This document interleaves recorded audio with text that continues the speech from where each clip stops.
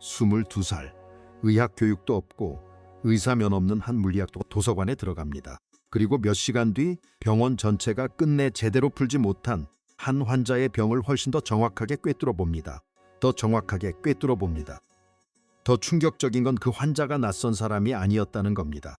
그가 10대 시절부터 사랑해온 여인이었고 의사들이 진단명을 두고 우왕좌왕하는 사이 그녀는 실제로 죽어가고 있었습니다. 오늘은 실제로 죽어가고 이런 이야기 좋아하신다면 구독, 알림 설정까지 부탁드립니다. 끝까지 보시고 댓글로도 남겨주세요. 여러분은 전문가의 권위와 진짜 이해, 이 둘이 항상 같다고 믿으시나요? 여기는 파인만의 수입니다. 파인만이 자기 인생에서 가장 잔인한 방식으로 배운 한 가지 진실. 의사는 의학을 외울 수는 있어도 반드시 이해하는 건 아니라는 이야기입니다. 그녀의 이름은 알린 그린바움이었습니다. 문제는 목에 생긴 혹에서 시작됐죠. 어느 날 나타났다가 사라지고 잠잠해지는 듯하다가 처음엔 대수롭지 않게 넘겨졌습니다. 심지어 친척 중 한 의사는 그 부위를 오메가 오일로 문지르라고 했습니다. 나중에 밝혀지는 사실을 생각하면 믿기 힘든 조언이죠. 치명적인 병의 시작을 그렇게 가볍게 본 겁니다. 하지만 시간이 지나면서 상태는 분명히 나빠졌습니다. 열이 나고 붓고 통증이 심해졌고 결국 또 다른 의사가 그녀를 입원시킵니다. 진단은 장티푸스였습니다. 격리 조치, 보호복, 병원은 완전히 그 질환에 맞춰 움직였죠. 여기서 파인만이 개입합니다. 그는 남들처럼 분위기에 눌리지 않았어요. 언제나 그랬듯 직접 찾아보기 시작했습니다. 그리고 장티푸스에는 위달 검사라는 비교적 분명한 진단 기준이 있다는 걸 확인하죠. 결과는 음성이었습니다. 파인만은 아주 단순한 질문을 던졌습니다. 검사 결과가 음성인데 왜 여전히 장티푸스로 다루고 있습니까? 왜 격리하고 왜 그 치료를 계속하죠? 하지만 논리로 답하지 않았고 대신 가족에게 불쾌함을 표했습니다. 결국 파인만은 의사가 아니면서 왜 끼어드느냐는 식으로 물러서라는 압박을 받게 됩니다. 검사가 틀렸을 수도 있다고 말한 것도 아닙니다. 그냥 자기 병원이 내린 판단을 끝까지 밀어붙인 거예요. 이 장면이 중요한 이유는 단순히 오진 때문이 아닙니다. 더 큰 문제는 질문을 받았을 때 설명 긴 권위를 꺼냈다는 데 있습니다.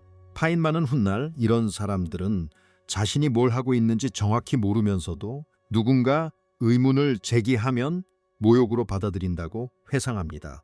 그때 그는 아직 22살이었지만 이미 핵심을 보고 있었어요. 지식의 양과 이해의 깊이는 전혀 다른 문제라는 보였으려.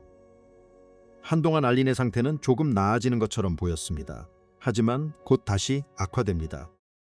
이번에는 목뿐 아니라 겨드랑이, 사타구니 등 림프절이 전반적으로 붓기 시작했죠. 새로운 의사가 나타났고 림프계 질환 같다고 말했습니다. 하지만 거기까지였습니다. 의 교과서를 무엇인지 정확히 아는 사람은 없었어요. 그래서 파인만은 프린스턴 치기 시작했죠. 의학 교과서를 꺼내 림프계 질환을 하나씩 뒤지기 시작했죠. 그는 책에는 진단이 매우 쉽다고 적혀 있었습니다. 림프절 결핵. 책에는 진단이 매우 쉽다고 적혀 있어 그는 그 가능성을 오히려 지워버립니다. 만약 그게 그렇게 쉬운 병이라면 의사들이 벌써 찾았을 거라고 생각한 거죠. 당시엔 합리적인 판단처럼 보였지만 훗날 파인만은 이것이 자신의 가장 큰 실수였다고 인정합니다. 의사들이 최소한 그런데 현실은 교과서에 적힌 쉬운 것 정도는 놓치지 않을 거라고 믿었던 겁니다. 림프선종, 호지킨병, 이름은 다르지만 설명은 이상하게 겹쳤습니다. 자세히 보니 당혹스러운 지점이 나타났죠. 환자가 죽으면 이 병, 조금 더 살면 저 병, 분류가 병의 본질보다 결과에 더 기대고 있는 것처럼 보였습니다. 이름은 여럿인데 실제로는 무엇이 다른지 모호했어요. 생사를 가르는 의학 용어들이 생각보다 놀라울 만큼 허술하게 느껴졌습니다. 결국 파인만은 가장 가능성 높은 후보로 호지킨병을 떠올립니다. 그는 알린에게 그 이름을 조심스럽게 말합니다. 그리고 얼마 뒤 알린이 의사에게 직접 묻죠. 혹시 호지킨병일 수도 있나요? 의사의 대답은 있죠. 잠시 멈춰보세요. 한 물리학 학생이 도서관에서 같은 책을 읽고 도달한 결론과 전문 의사가 내놓은 결론의 확실성이 사실상 비슷했던 겁니다. 심지어 카운티 병원 의사는 차트에 호지킨병이라고 물음표까지 남겼습니다. 자신이 적은 진단명 옆에 질문표를 붙인 거예요. 파인만은 그 순간을 통해 깨닫습니다. 적어도 이 문제에 대해서는 저 의사도 나보다 더 많이 아는 게 아니구나. 하지만 이 이야기에서 가장 뼈아픈 장면은 따로 있습니다. 병원은 알린의 사례를 놓고 특별 회의를 열었습니다. 회의가 끝난 뒤 한 간호사가 알린을 복도로 데리고 나왔고 바깥에서 기다리던 파인만이 그들을 맞이하죠. 그때 회의실에서 작은 체구의 남자 한 명이 급히 뛰어나옵니다. 그는 숨도 제대로 고르지 못한 채 알린에게 단 하나의 질문적이 있었나요? 기침하다 하나의 질문을 던집니다. 혹시 피를 쩐 걸 왜 묻느냐며 쫓아냈죠. 그리고 환자에게 그런 걸 왜 묻느냐며 쫓아냈죠. 그리고 설명합니다. 저 사람은 동네에서 오는 의사인데 회의 때마다 와서 문제만 일으켜요. 하지만 훗날 보면 그 질문이야말로 그 병원 전체에서 가장 정확한 방향을 가리키고 있었습니다. 객혈, 즉 피 섞인 기침은 결핵의 전형적인 단서였으니까요. 알린이 실제로 앓고 있던 생각하면 그 문제만 일으키던 의사가 가장 진실에 가까웠던 셈입니다. 그 문템은 정답을 낸 사람을 이상한 사람으로 밀어냈고 틀린 쪽은 권위를 유지했습니다. 결국 쪽은 권위를 유지울었습니다. 결국 병원은 호지킨병 쪽으로 기울었습니다. 치료법도 마땅치 않고 사실상 치명적인 병이라는 식으로 정리됐죠. 한 의사는 파인만을 따로 불러 예후를 설명한 뒤 알린에게는 선열이라고 말할 거라고 했습니다. 하지만 진실을 감당하라 할 거라고 했습니다. 파인만은 반대했습니다. 이미 그 가능성을 함께 얘기한 적도 있고 알린은 진실을 감당할 사람이라고 믿었으니까요. 하지만 의사는 가족의 뜻이 먼저라며 그를 막습니다. 부모, 친척, 가족 주치의까지 모두 나서서 파인만을 설득합니다. 진실을 말하면 이 아름다운 여자를 무너뜨릴 거라고, 젊고 철없는 내가 상황을 더 망치려 한다고요. 심지어 어린 여동생까지 눈물로 매달렸습니다. 그 장면 앞에서 파인만은 무너졌어요. 그는 만약 자신이 거짓말을 하게 되고 나중에 알린이 그 사실을 알게 된다면 관계는 끝이라고 생각했습니다. 그래서 일종의 고백 편지를 써서 늘 주머니에 넣고 다녔죠. 병실에서 알린은 부모들 앞에 앉아 있다가 파인만을 보고 이렇게 말합니다. 우리가 서로에게 진실을 말해 온 게 얼마나 소중한지 이제 알겠어. 사람들은 내가 선열이라고 하는데 난 그 말을 못 믿겠어. 말해줘, 리처드. 난 호지킨병이야, 선열이야? 파임사는 결국 선열이야라고 말합니다. 그리고 속으로 완전히 무너집니다. 하지만 일주일 뒤 알린은 다시 파인만을 부릅니다. 이번엔 방 안에서 그를 똑바로 바라보며 같은 질문을 던지죠. 이제 진짜 말해줘. 난 선열이야. 호지킨병이야. 그는 더 이상 피하지 못합니다. 호지킨병이야. 그 순간 파인만은 주머니 속 편지를 꺼낼 준비를 합니다. 그런데 알린이 쓰지 당신을 정말 힘들게 했겠네. 세상에 사람들이. 그녀는 자신보다 파인만을 먼저 걱정했습니다. 그리고 이어서 말하죠. 당신은 끝까지 밀고 갔어야 했어. 우린 우리가 뭘 하는지 알고 있었고 우리가 옳았어. 이 문장은 두 사람의 관계를 장면이기도 합니다. 그들은 단순한 연인이 아니었습니다. 진실을 감당하는 방식에서 서로를 깊이 신뢰했던 사람들이었어요. 그리고 더 잔인한 건 병원마저 그 진단이 틀렸다는 사실입니다. 최종 결론은 몇 달 뒤에 나옵니다. 알린의 병은 호지킨병도 장티푸스도 아니었습니다. 림프절 결핵이었어요. 원인은 살균되지 않은 우유였을 가능성이 높았습니다. 오메가 오일을 말한 친척 의사도, 음성 검사 결과를 무시한 의사도, 물음표를 달아놓고도 진단을 밀어붙인 병원도 모두 틀렸습니다. 그리고 문제만 일으킨다고 취급받던 그 작은 의사가 가장 가까웠습니다. 알린은 1945년 6월 16일 25세의 나이로 세상을 떠납니다. 그녀의 방에 있던 시계는 우시 21분에서 멈춰 있었죠. 그녀의 방에 있던 시계는 많은 사람이라면 의미를 부여했을 겁니다. 하지만 파인만은 달랐습니다. 그 시계는 원래 고장이 잘 나는 물건이었고 시간을 보려다 건드렸을 가능성이 크다고 생각했습니다. 사랑하는 사가 어두운 방에서 그는 위안을 주는 설명성의 실제 설명을 찾았습니다. 이게 파인만을 주는 설명보다 실제 설명을 먼저 찾았습니다. 이게 파인만이 끝까지 놓지 않았던 태도였습니다. 하지만 알린의 죽음 이후에도 그를 오래 따라다닌 건 단순한 슬픔만이 아니었습니다. 그는 그 간극을 다른 분야에서도 반복해서 보게 됩니다. 그리고 그는 그 간극을 다른 분야에서도 반복해서 보게 됩니다. 프린스턴에서 생물학 과제로 고양이 신경계를 다뤄야 했는데 그는 도서관에 가서 고양이 지도를 다뤄야 했습니다. 사서는 이상한 사람 쳐다보듯 했죠. 소문은 퍼졌고 괴짜 학생이 고양이 지도를 찾고 다닌다는 얘기까지 돌았습니다. 목욕조 쯤 나중에 발표 시간에 파인만은 칠판에 고양이를 그리고 근육을 표시하며 설명을 시작합니다. 그러자 다른 생물학 학생들이 끼어듭니다. 그건 다 아는 내용이에요. 4년이나 생물학을 공부한 학생들이었죠. 그때 파인만이 받아친 말은 아주 냉정했었죠. 당신들이 정말 그걸 안다면?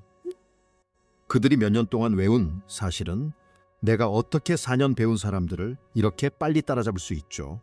그들이 15분만 투자해도 찾아낼 수 있는 종류의 정보였다는 뜻이었습니다. 그 차이는 단순한 암기량이 아니라 지형도를 외운 사람과 실제 지형을 이해한 사람의 차이였습니다. 파인만은 결국 이 패턴에 이름을 붙입니다.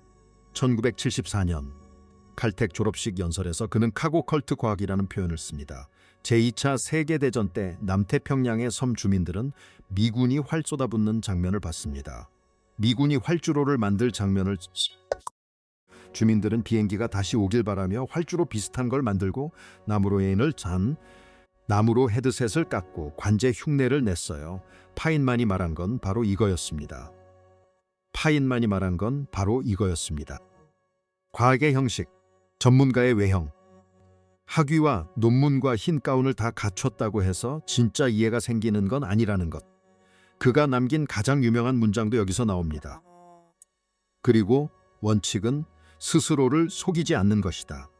그리고 가장 속이기 쉬운 사람은 바로 자기 자신이다. 이 말은 사기꾼만 겨냥한 게 아니었습니다. 오히려 선의로 일하는 전문가들, 진심으로 자신이 안다고 믿는 사람들. 하지만 정말 놀라운 건 이 말이 오늘날에도 너무 착각하는 사람들을 향한 경고였습니다. 그리고 정말 놀라운 건 2026년 들어 의료계 내부에서도 카고 컬트 과학이라는 표현이 다시 거론되기 시작했습니다. 일부 의학 저널은 재현되지 않는 연구들, 실제로는 다시 검증하면 무너지는 논문들, 그리고 과학처럼 보이지만 실제로는 쌓아 올릴 수 없는 지식 체계를 정면으로 비판했습니다. 한마디로 형식은 과학인데 결과는 신뢰할 수 없는 상태를 의료계 스스로 인정하기 시작한 겁니다. 같은 해 공개된 다른 분석들도 불편한 사실을 보여줬습니다. 의사 자격증을 가진 사람들이 만든 건강정보 영상조차 강한 과학적 근거를 가진 비율이 기대보다 훨씬 낮았던 거죠. 더 걱정스러운 건 근거가 약할수록 오히려 더 많은 관심을 끌 수 있다는 점이었습니다. 지금 의대생들이 직접 남긴 글을 봐도 비슷한 문제의식이 반복됩니다. 이런 불만들얘기 같은 정보가 너무 많다 생각하는 사람에게 계속 올라오고 있어요. 이건 외부의 공격이 아닙니다. 시스템 안에 있는 사람들이 이미 알고 있는 문제라는 뜻입니다.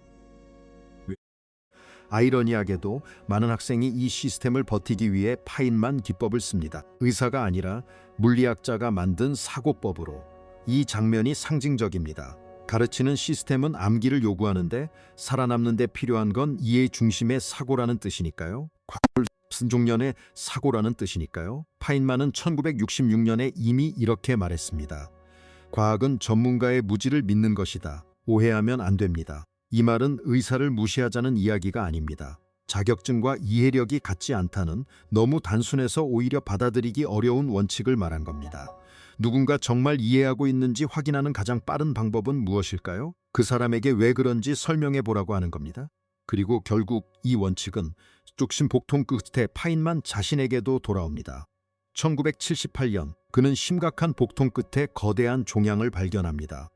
풋볼 크기에 가까운 희귀암이었고 이미 왼쪽 신장과 비장을 심하게 망가뜨린 뒤였죠. 주변에서는 1945년 트리니티 핵실험 때 방사선에 노출된 것 아니냐는 이야기도 나왔습니다.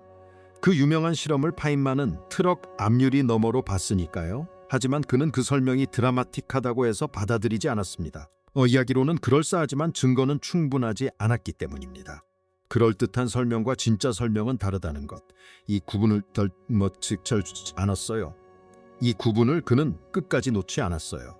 이후 10년 동안 그는 두 종류의 암과 싸우고 여러 차례 수술을 받습니다. 그는 고에서는 과다출혈로 거의 석했고 계속 일했고 그 모든 과정에서도 그는 계속 생각했고 계속 익혔고 죽기 2주 전까지도 강의를 했습니다. 1988년 2월 12지장 파열록 신장이 망가졌고 의전에 살 수 있을지 모른다고 했습니다. 하지만 파인만은 몇 달 더 살 수 있을지 모른다고 했습니다. 하지만 파인만은 늘 그 몇 달은 어떤 삶인가? 얼마나 아픈가? 얼마나 생각할 수 있나? 내가 나 자신으로 남아 있을 수 있나? 그는 계산했고 거절했습니다. 절망해서가 아니라 대가를 이해했기 때문입니다. 그의 마지막 말은 유명하죠. 2번 죽는 건 싫어. 너무 지루하잖아. 파인만은 의사를 미워한 사람이 아니었어요. 그가 끝내 신뢰하지 않았던 건 아니었습니다. 그가 끝내 신뢰하지 않았던 건 시스템이었습니다.